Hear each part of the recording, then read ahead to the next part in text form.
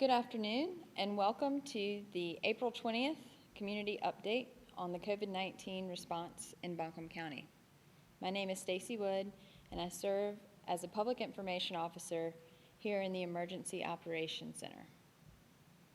As a reminder, this Community Update is also available in Spanish on the Buncombe County Health and Human Services Facebook page at BCHHS.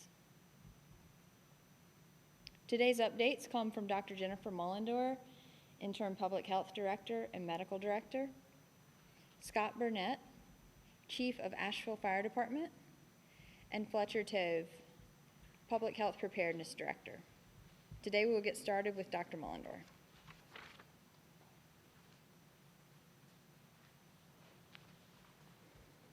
Good afternoon. As of noon today, there have been 48 lab-confirmed cases of COVID-19 in Buncombe County residents. There remain 3 COVID-19 associated deaths in Buncombe County. And at this time, there are no lab-confirmed cases of COVID-19 in any nursing homes or congregate living facilities in Buncombe County.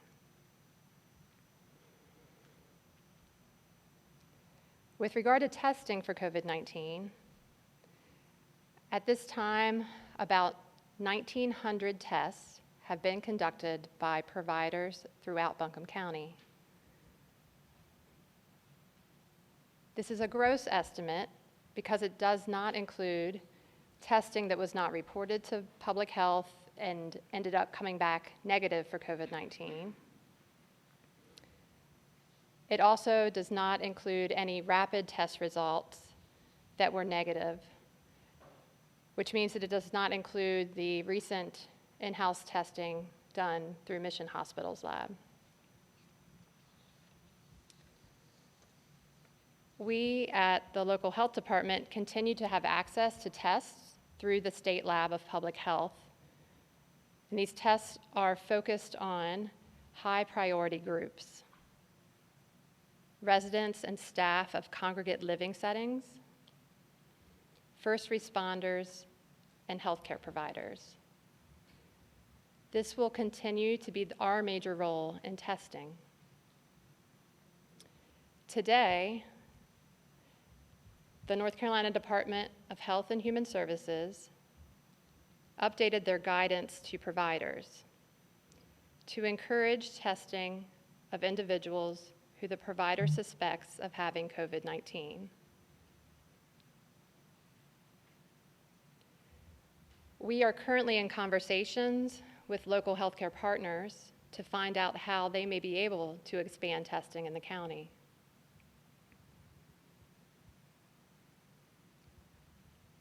We know that some providers may lack sufficient personal protective equipment, and some may still have limited access to testing supplies. And we will work with our state partners to improve access to both of these important instruments in increasing access to testing in our county. The role of public health will continue to be on surveillance of COVID-19 and contact tracing.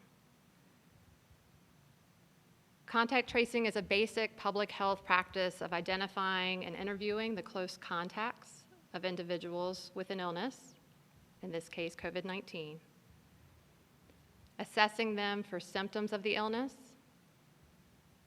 connecting them to testing if indicated, and isolating them from others to prevent further spread of illness.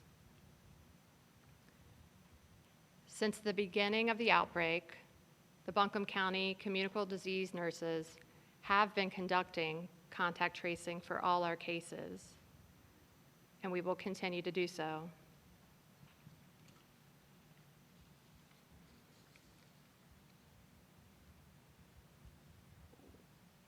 We know that there have been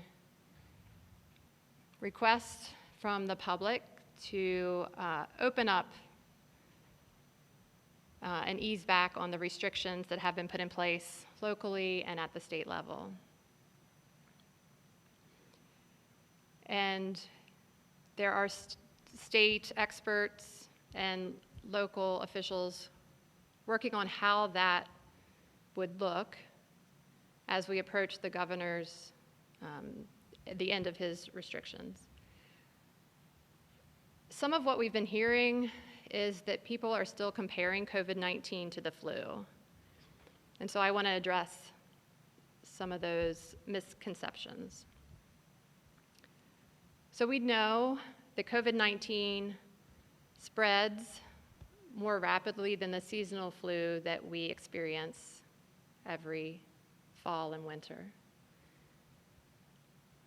What is also playing out is that the death rate from COVID-19 is higher than that of the seasonal flu. Typically, the death rate from seasonal flu is 0.1%. And what we're seeing with COVID-19 is a death rate of maybe 1%, which means it's 10 times more deadly. And as far as who gets sick or who dies from it, it's appearing that it's harder to predict who may be more susceptible to COVID-19. We know that those who are 65 or older are at risk, and we know that many underlying health conditions are also playing a big role in who gets sicker or dies.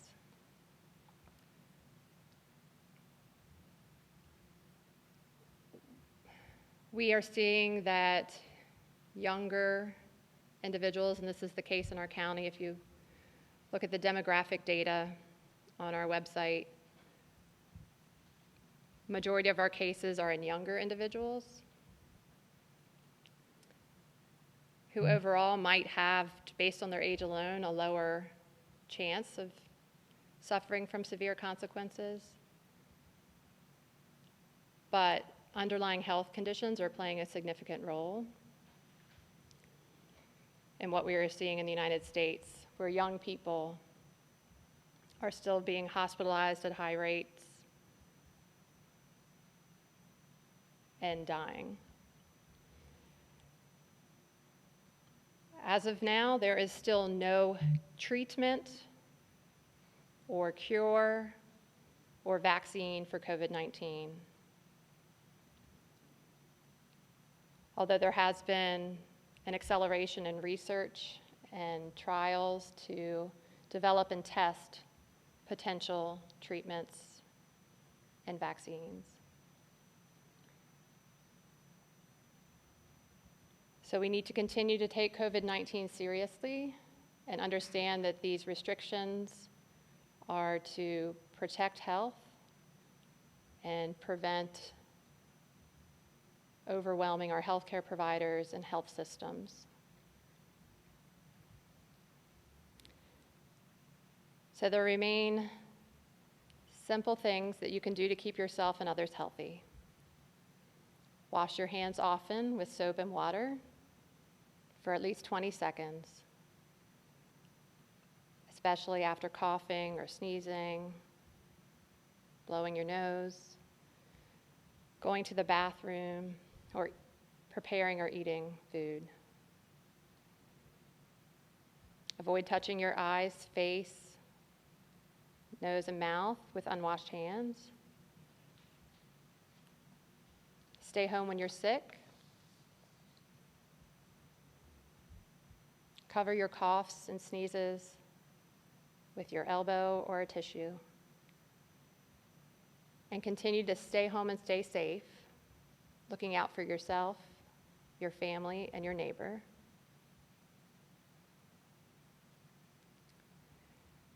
We need all of you, all of us, to work together as a community to get through this time of uncertainty and to overcome these challenges together.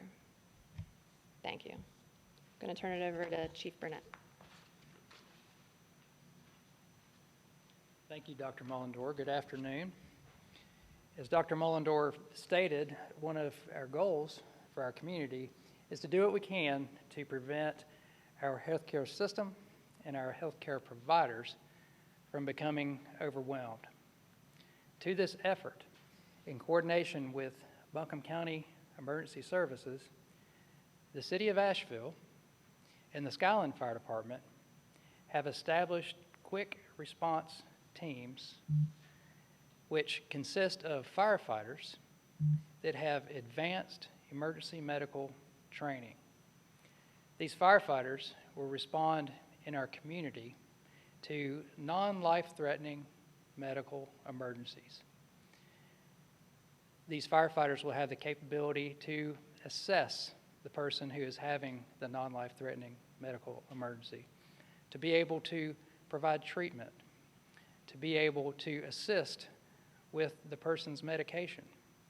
The firefighters will also be connected with providers and physicians that can connect with that person with telehealth. The goal of the program is to lower the burden on our healthcare system and our healthcare providers, our EMS system, to prevent a full response that would require an ambulance, additional firefighters, and to keep patients out of the emergency department. The firefighters also will be able to provide outreach and education to vulnerable populations, nursing homes, and other congregate living facilities.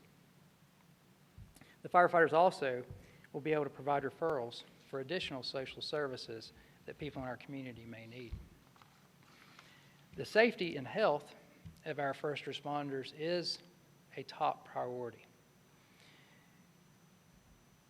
The addition of these quick response teams will also need to be protected themselves. Just last week, Buncombe County Emergency Services received a large supply of personal protective equipment from the North Carolina Emergency Management. Also today, we received a large supply of personal protective equipment from the Dogwood Trust. These additions to our personal protective equipment supply will give us a high level of confidence that our first responders will be protected and that our rate of use of personal protective equipment will not exceed our supply.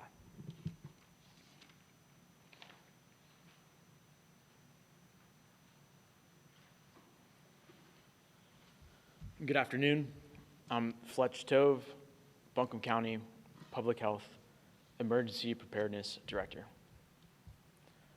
Last week, we saw a lot of conversation across the state and across the nation shift from how do we respond to how do we reopen our communities.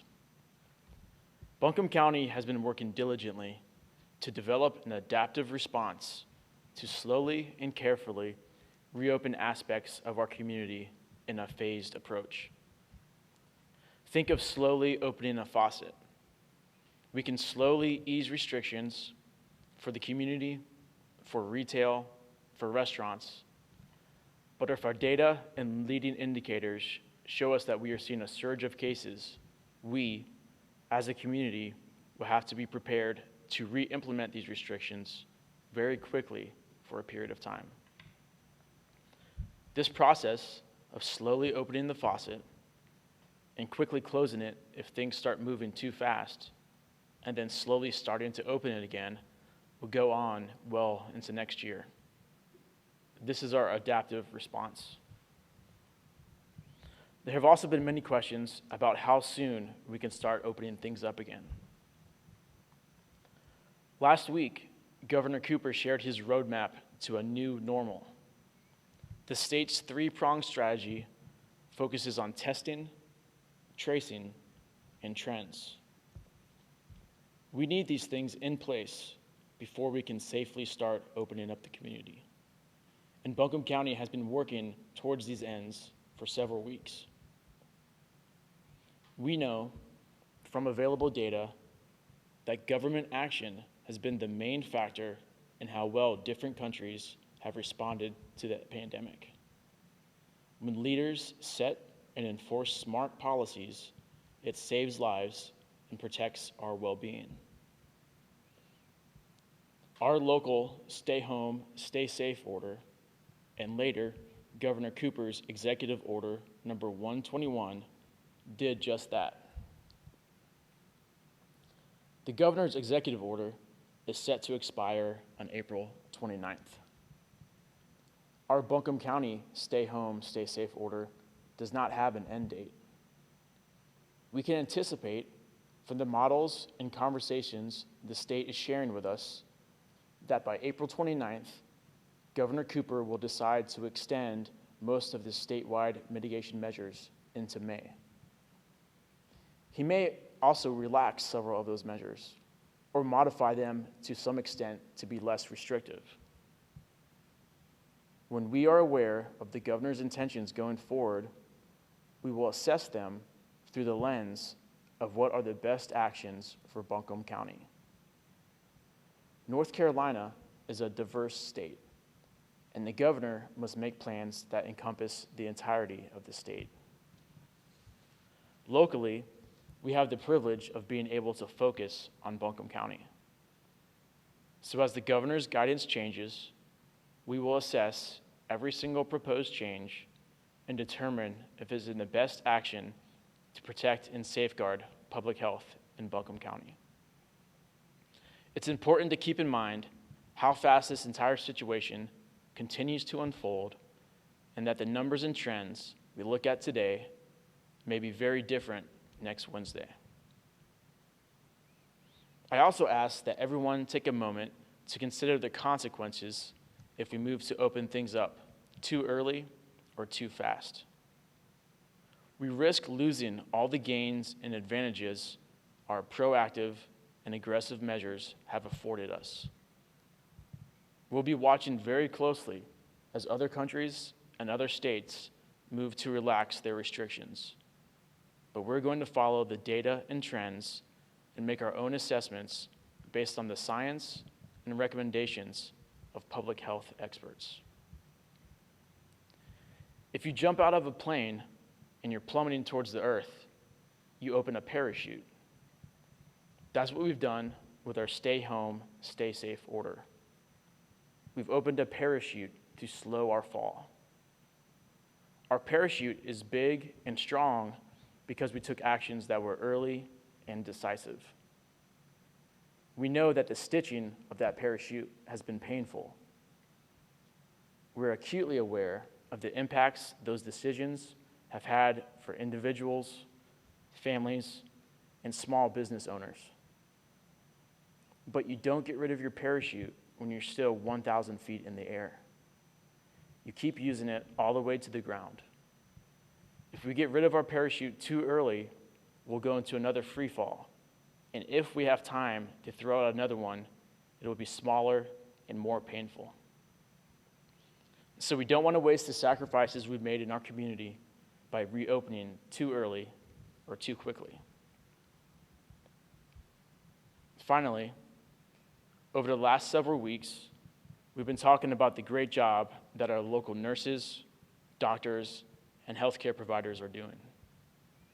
We've talked about the great job our first responders, law enforcement, and firefighters are doing.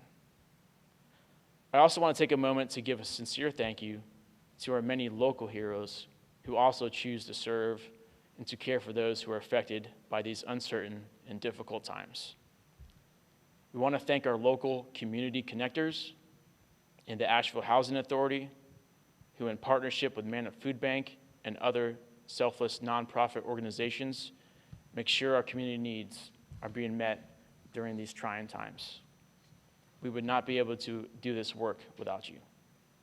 Thank you.